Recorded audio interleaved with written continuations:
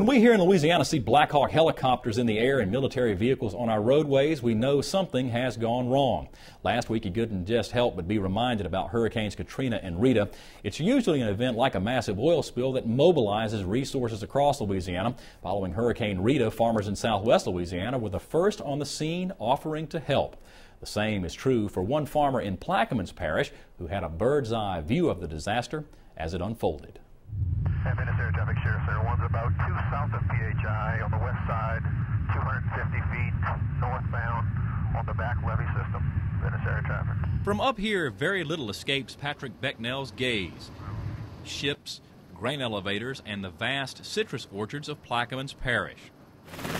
Since the Deepwater Horizon oil rig explosion, Becnel has seen more of the parish in the last 15 days than he's probably seen in the last 15 years he's been flying helicopters.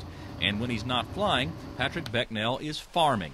Last year, we caught up with Becnel at his citrus and nursery operation. His orchards were still recovering from the hurricanes the state has experienced in the last 5 years, but now the oil spill gives him cause for concern, not only for his fellow citrus growers, but for fishermen, cattle producers, and the rest of Plaquemines Parish. I think the long-term effects for the oyster and shrimp and crab people who do make their entire living in the seafood industry is grim. Very few law enforcement agencies can afford a helicopter. They're quite expensive. But Becnel says in the aftermath of Hurricane Katrina, they purchased a helicopter, and so far it has become invaluable. Today it continues to prove its worth in the aftermath of the BP oil spill. On his many flights to the coast, he passes over his own farm. He says his employees are keeping the operation running so he can focus on the mission at hand. His breaks from flying have been few.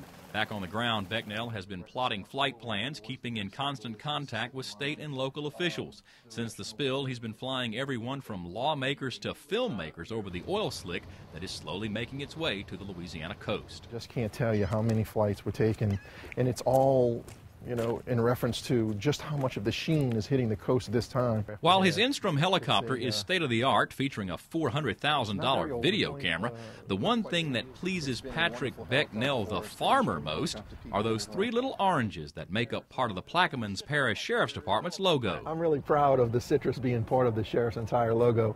Our sheriff is an incredible man. He's been sheriff for about 17 years, and he's a wonderful person. He takes real good care of the safety and security of all the Plaquemines Parish residents.